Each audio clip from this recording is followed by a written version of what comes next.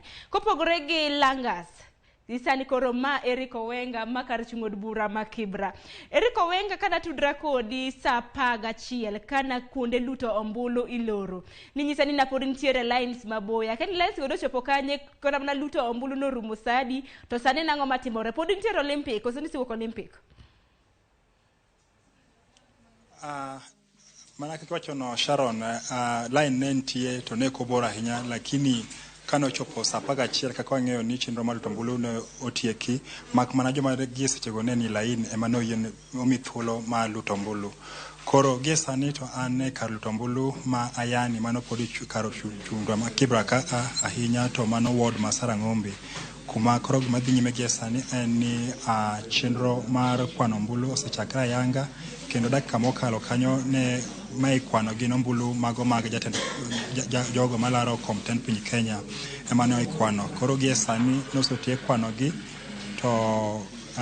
makoyudo chak kwano gie sani gin mago mag jogo malaro od komar od bura ma Kibra ka wang'eyo ni od bura ma Kibra ma kae no ywayo jogo ma hao ochiko lakini ma ne ni ngalo mangima ahinya nen mano jadura masani Imran Okoth ma bende ande manyo kom ni pod otiko ma mare ma independent ka machielo en Peter Orero mano ja ODM to machielo bende mane manyo kom ni en Noah Yusuf kod otiko ma DPK. Koro gima dhi nyime ema duong' en ni chenro mar kwano ombulu mana kaka kuonde mamoko kar chung'o ma Kibra ka mana gima dhi nyime ka kuonde tema osakale kokalo bang' sa 11 atin sa 12 kech bang' sa 11 kano solor kuonde luto ombulu ne ntie thuolo matin ma yuda ka 30 ma okanyo kuma na antie gichako kwano ayanga sa 12. Koro mana gima dhi nyime kuonde gi tete kare kuonde Kibra ka tageno ni mana bende gima dhi nyime kuonde mamoko ka Sharon ang'eyo ni wange duto bro ng'iyo ka luto ombulu kata ka miriwo ombulu maduong' ma kar chung'o ma Kibra ka mano en school secondary ma Upper Hill kuma koro apisa maduong' mochung' ne weche mag luto ombulu e kar chung'o ma Kibra ka mano mikae Phyllis Hayemba samoro kiny kata ka piny pokoru bro lando jalno mabro bedo jadura manyien ma Kibra ka mano bang' ka ombulu duto ma ibro gol wards maromo 5 ma Kibra ka wang'e maber ni Kibra ka wan kod wards 5 ma bende kango chopo gokinyi samoro gibiro thuolo ma ng'eyo ni to jomage mag bro bedo MCs magi wan kod Sarang'ombe kuma antie gi sani wan kod Lindi wan kod Line Saba wan kod Makina wan kod Kenyatta Golf Course mago wards 5 ma ka ma ibro landi MCs magi ma no oyier kawuono. Koro kaka dhi mang'eny Sharon en ni gima dhi nyime sani wach maduong' en ni ombulu gie sani ikwano kuonde te kachung'o ma Kibra ka tageno ni wang'eyo maber ni kuonde mamoko turu ka chenro mag kwano ombulu dhi nyime Sharon. Mana penja achiel kena kesi ma bende kuno mag ombulu ka dhi nyime keni weche mag arita kwe otedore machalo nade kamintiere. Gima ng'eyo ni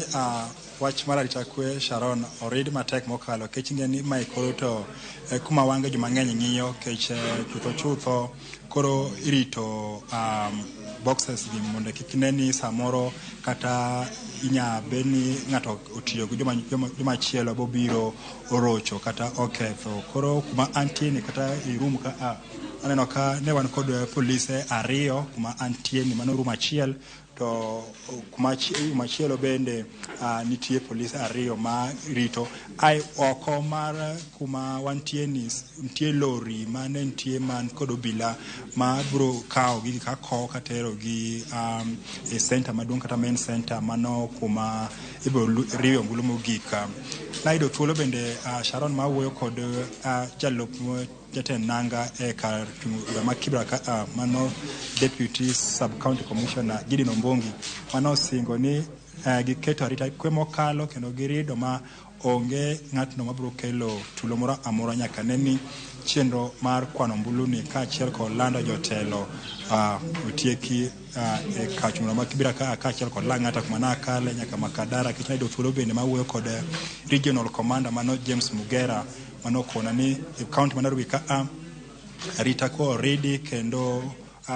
tie mana ng'iko magari adek magarita mano timre godiechieng' kata kamano ne gi loso kare koro no singo ni weche ber Sharon.